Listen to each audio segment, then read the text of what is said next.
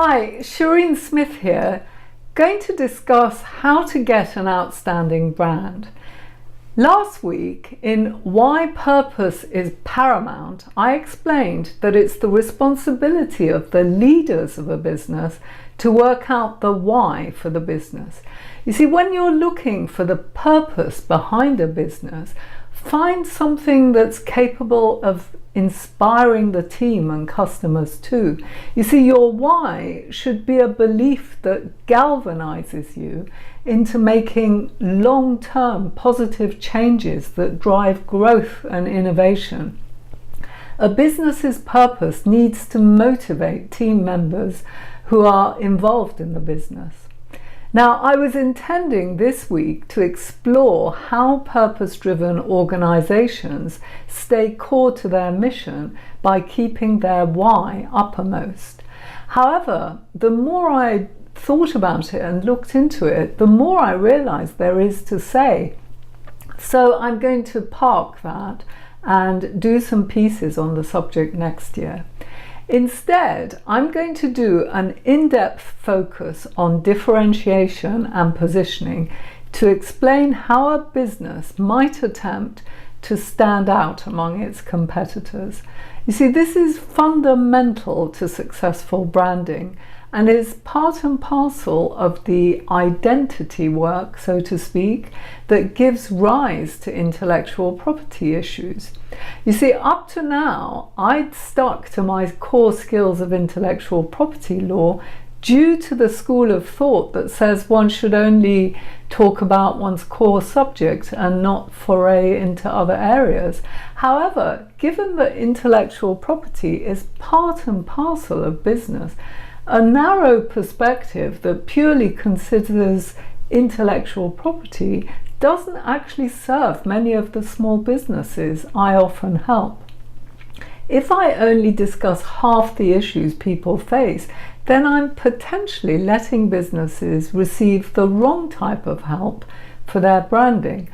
You see, unfortunately, a problem I know exists is that many web developers, designers, marketers who help small businesses with their identity work don't themselves understand IP, so they tend not to take a holistic approach, and what often goes out the window is the legal dimension.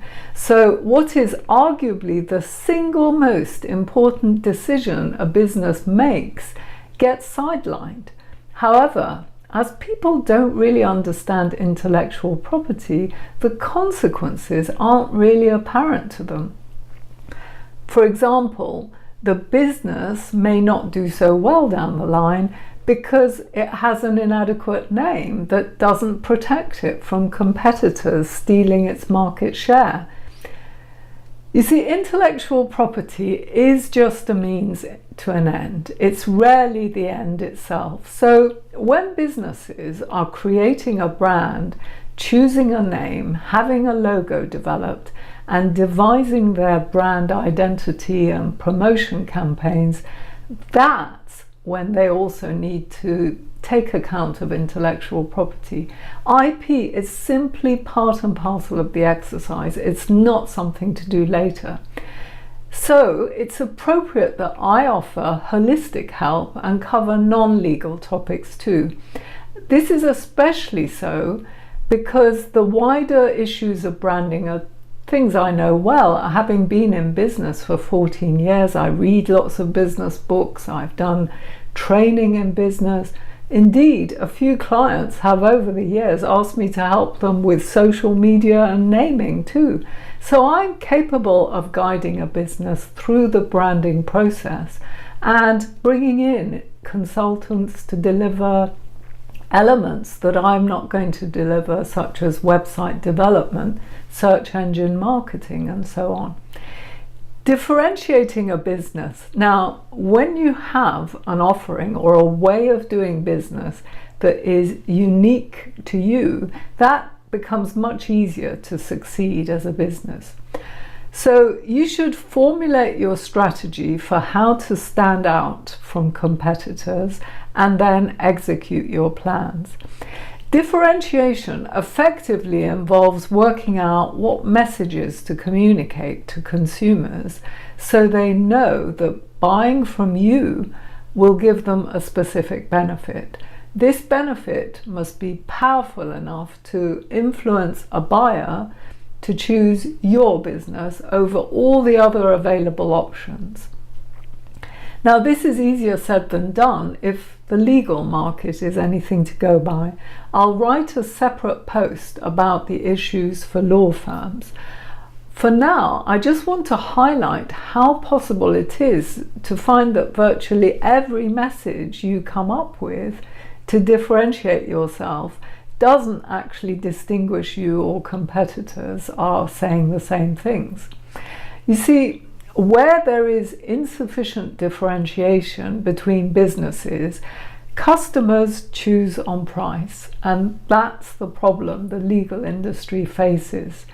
That's why the business models that are winning in the legal services market right now invariably focus on reducing prices. Differentiation strategy. Well, whether you get help to work out your differentiation strategy or deal with all your own branding and even design your own logo, I can't stress how important it is that you take ownership of the differentiation strategy. You know your industry and service offerings better than anyone else.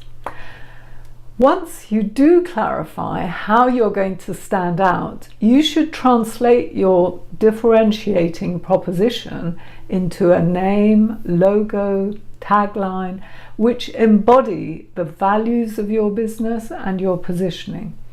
These are the elements of a brand that the law protects through copyright, design, and trademarks, and are usually when people get outside help in. It's really important to know what you're doing when it comes to names and taglines. My Legally Branded Academy course gives you all the insight and search instructions that you'll need to get this important aspect of your business and initial legal protection covered off.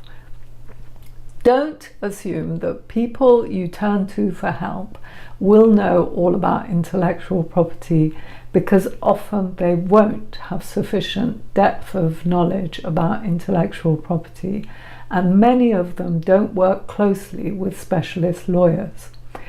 Now, common problems with brand identities do tend to center around names, logos, or taglines.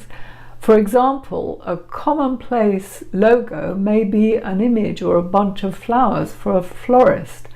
Descriptive elements such as this might work from a marketing perspective, but they don't serve you from a legal perspective. You see, if your elements are just descriptive of your products and services, then your names and taglines will be incapable of protecting your market share.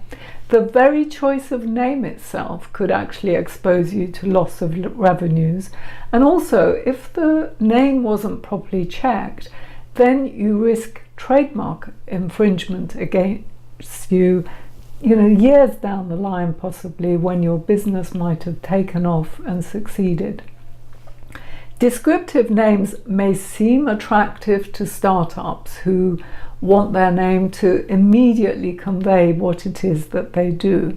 However, being simply descriptive means the name can't function as a trademark.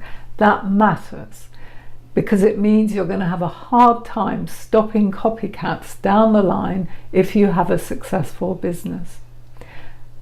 Unless you understand both the legal dimension and the marketing dimension when you're choosing brand elements, there is every possibility of choosing ones that are either incapable of functioning as a trademark or which are just not legally available for the user.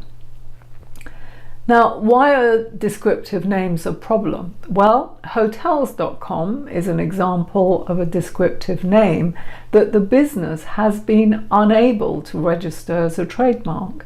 They've spent a lot of money in pursuing registration and arguing with the USPTO, but they haven't succeeded. Bear in mind when choosing names that on the internet there are no shop signs or geographic areas to attract passing traffic. With an online shop called Books, for example, someone driving past, an ordinary shop, will notice the bookshop for reasons other than its name. For example, the shop may stand out due to its striking window dressing or because of its location, or simply because it's now there instead of the print shop that used to occupy that space. Online shops is a different story.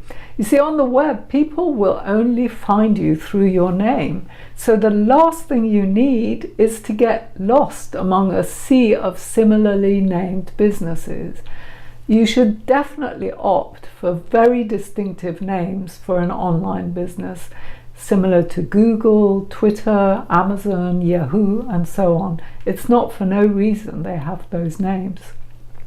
Now, had John Lewis come up with a tagline that said, "We'll refund the difference of goods if you find them at a lower price elsewhere," that would have conveyed their ethos and values, but it would not have been capable of trademark protection.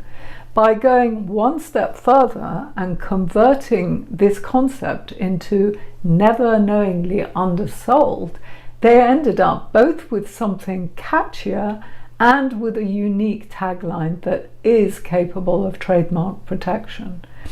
A while ago, we introduced a strapline for as rights, easy legal, not legalese, which we've trademarked but admittedly not made much use of.